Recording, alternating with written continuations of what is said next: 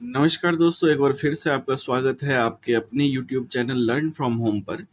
दोस्तों, Bihar SSC previous year श्रृंखला की यह 9वीं क्लास है और जिसमें हम लोग डिस्कस करने वाले हैं बिहार एसएससी के द्वारा स्टेनोग्राफर की जो परीक्षा कराई गई थी 2013 में, इसके प्रश्नों को।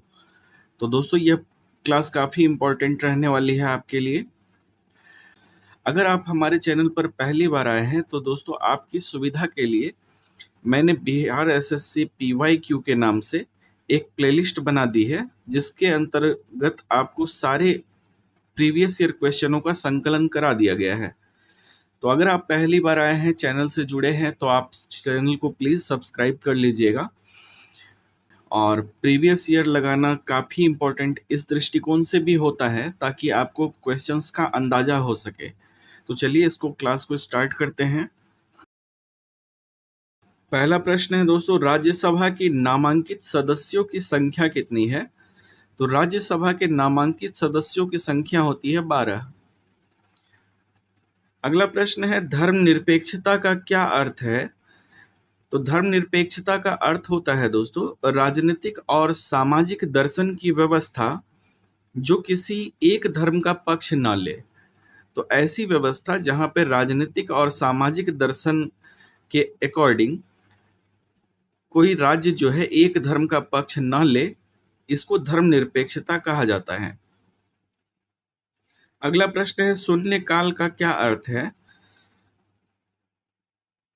तो शून्यकाल का अर्थ होता है दोस्तों, जब अत्यंत महत्वपूर्ण मामलों पर विचार विमर्श उठाया जाता है, तो इस काल को जो है शून्यकाल कहा जाता है। इसको ध्यान में रखिएगा। अगला प्रश्न है, भारत के संसद में कौन से अंग होते हैं? तो भारत के संसद में दोस्तों राष्ट्रपति, लोकसभा और राज्यसभा, ये तीनों मिलकर के संसद का निर्माण करते हैं। ठीक है। संविधान के प्रारूप समिति के अध्यक्ष कौन थे? तो संविधान के प्रारूप समिति अर्थात ड्राफ्टिंग कमेटी के अध्यक्ष भीमराव अंबेडकर थे। भारत का संविधान अस्तित्व में कब आया था? तो 26 जनवरी 1950 को भारत का संविधान अस्तित्व में आया था। ये तिथि काफी महत्वपूर्ण है दोस्तों, पॉलिटी का सबसे रिपीट किया जाने वाला क्वेश्चन है, इसको ध्यान में रखिएगा। 26 जनवरी 1950 को भारत का संविधान अस्तित्व में आया था। कोई भी विधेयक धन विधेयक है या नहीं, इसका निर्णय कौन लेता है? तो इसका निर्णय लेता है लोकसभा का अध्यक्ष। ठीक है दोस्तों।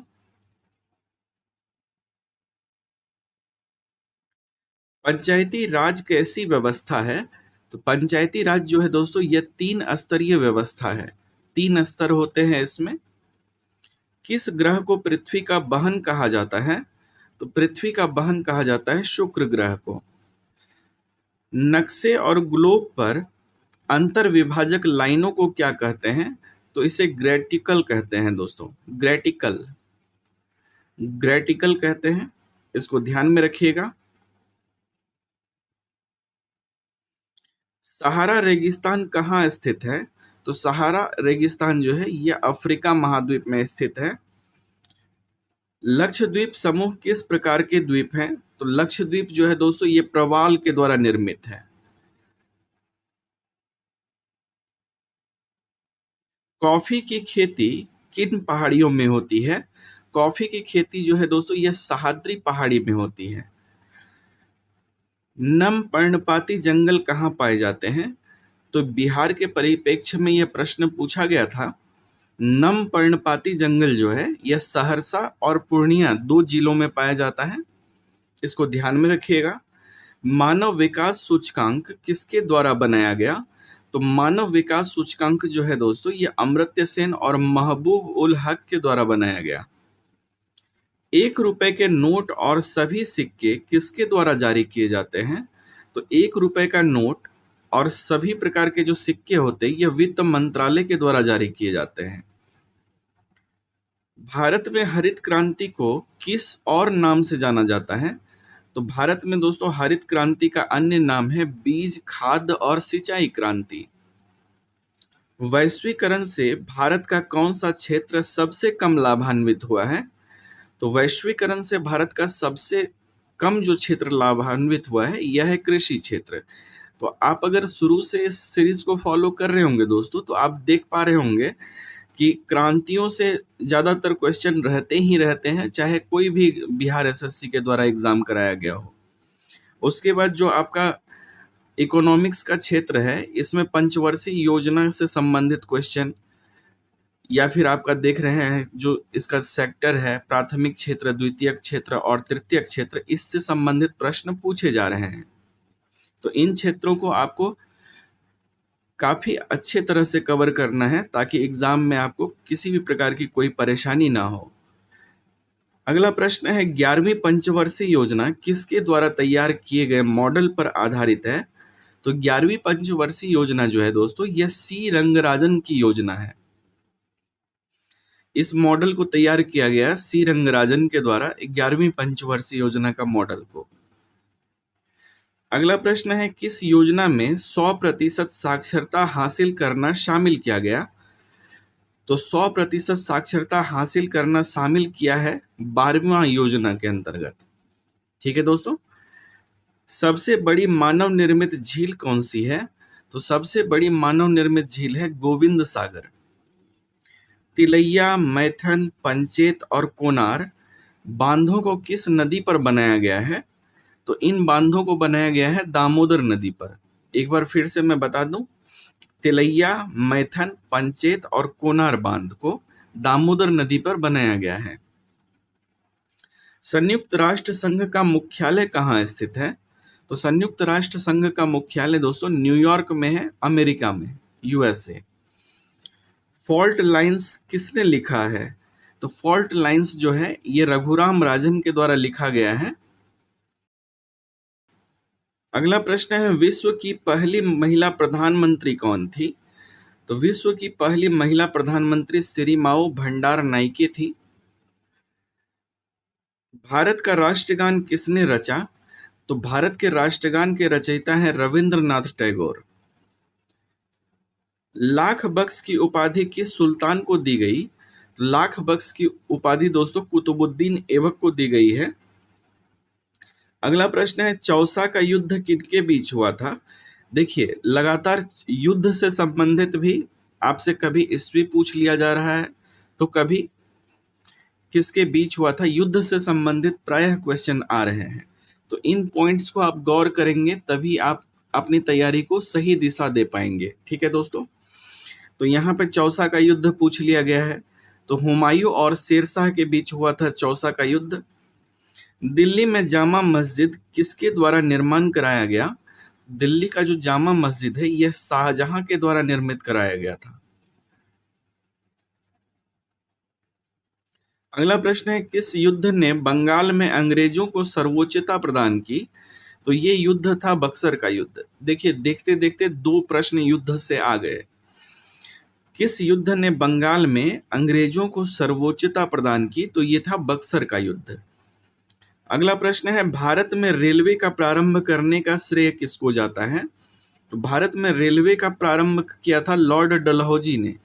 लॉर्ड से भी क्वेश्चन रहता है दोस्तों। प्रत्येक सेट में 1 से 2 क्वेश्चन लॉर्ड से संबंधित है, ये गवर्नर जनरल से संबंधित। तो इसमें रेलवे के बारे में पूछा गया है। पिछले प्रत्येक सेट में 1-2 क्वेश्चन था ही था। तो लॉर्ड डलहौजी जो है ये रेलवे का आरंभ कराए थे। 1857 के विद्रोह का तत्कालिक कारण क्या है? तो 1857 का जो विद्रोह था दोस्तों, इसमें चर्बी वाला कारतूस इसका मुख्य कारण है। पानीपत का प्रथम युद्ध किस वर्ष शुरू हुआ था? तो ये हुआ था दोस्तों 1526 ईस्वी में पानीपत का प्रथम युद्ध। युद्ध से तीसरा क्वेश्चन आ चुका है, आप देख पा रहे हैं। अगला प्रश्न है, सम्राट अशोक के अधिकतर शिलालेख किस लिपि में लिखे गए हैं? तो सम्राट अशोक के जो है दोस्तों अधिकतम शिलालेख ये ब्राह्मी लिपि में है। अशोक का भी क्वेश्चन डेली ही आ रहा है, ये आप देख पा रहे होंगे। अगला प्रश्न है, नालंदा का प्राचीन विश्वविद्यालय किस वंश के दौरान बनाया गया था? तो ये बनवाया गया था दोस्तों गुप्त वंश के द्वारा। अगला प्रश्न है, रश्मि रथी किनके द्वारा रचित ग्रंथ है? तो रश्मि रथी के रचनाकार हैं रामधारी सिंह दिनकर। अगला प्रश्न है फणीश्वर नाथ रेणु क्या थे? तो फणीश्वर नाथ रेणु जो है दोस्तों कवि थे। अगला प्रश्न है गौतम बुद्ध का जन्म कहाँ हुआ था? गौतम बुद्ध का जन्म लुम्बिनी नामक जगह पे हुआ था, लुम्बिनी में। दीदारगंज यक्षिणी किस काल की है? तो ये है दोस्तों मौर्य काल की। दीदारगंज यक्षिणी जो है ये मौर्य काल की है। अगला प्रश्न है देश रत्न की उपाधि किसे दी गई थी? देश रत्न की उपाधि दी गई थी डॉक्टर राजेंद्र प्रसाद को। अगला प्रश्न है पृथ्वी के तल से ऊपर या नीचे जाने पर गुरुत्वीय त्वरण का मान क्या होगा? तो अगर पृथ्वी के तल से आप ऊपर जाएं या फिर नीचे आए तो ऐसी स्थिति में जो है गुरुत्वाकर्षण का मान, गुरुत्वीय त्वरण का मान जो है दोस्तों घट जाएगा। ठीक है। सोने के आभूषण बनाते समय इसमें क्या मिलाया जाता है? तो इसमें मिलाया जाता है दोस्तों तांबा। सोने के आभूषण बनाते समय इसमें तांबा मिलाया जाता है। आतिशबाजी में हरा रंग किसकी उपस्थिति के कारण होता है? तो आतिशबाजी में हरा रंग बेरियम की उपस्थिति के कारण होता है। सभी चुंबकत्व का स्रोत क्या है? तो सभी चुंबकत्व का स्रोत है विद्युत आवेश।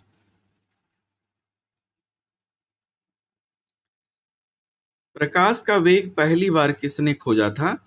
तो प्रकाश का वेग सबसे पहले जो नापने वाला वैज्ञानिक था ये रोमर था। पौधे के किस भाग को मिट्टी में गाड़ते हैं और कौन प्रकाश संश्लेषण का स्थल है?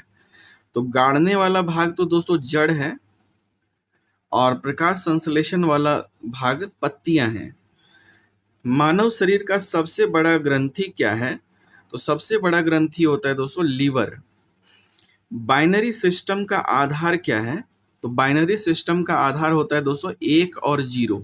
ठीक है, 1 और 0 यही दो से मिलकर जो है सारा नंबर बना हुआ होता है। कंप्यूटर को बूट करने के लिए सक्षम होने के लिए क्या जरूरी है? तो कंप्यूटर को बूट के लिए सक्षम होने के लिए एक ऑपरेटिंग सिस्टम जरूरी है। कंट्रोल और बदलाव किस प्रकार की कुंजी है?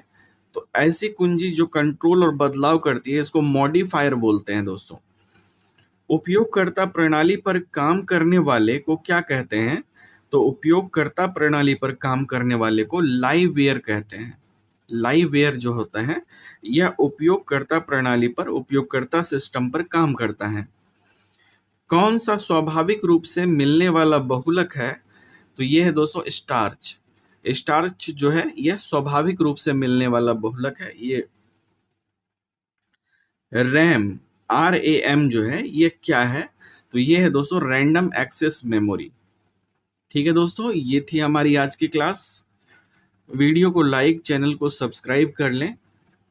इस मंथ के अंत तक दोस्तों हमारा टारगेट है कि हम लोग 500 सब्सक्राइबर कंप्लीट कर लें, जो कि आपकी सहायता के बिना पूरा होना नामुमकिन है। तो इसमें आपका योगदान काफ़ी सराहनीय रहेगा दोस्तों, इसमें अपना योगदान जरूर दें और वीडियो को प्लीज़ लाइक कर लीजिएगा। मैं आपके लिए बिहार SSC से जुड़ी हुई क्लासेस लाता रहूँगा, ये मेरा वादा है आपसे। तो आप हमारे चैनल से जुड़ कर रहें और अपने दोस्तों में ज़रूर शेयर करें इसको। मिलता हूँ आपसे बहुत जल्द अगले क्लास में। तब तक के लिए अपना ख्याल रखें, अपनों का ख्याल रखें। जय हिंद।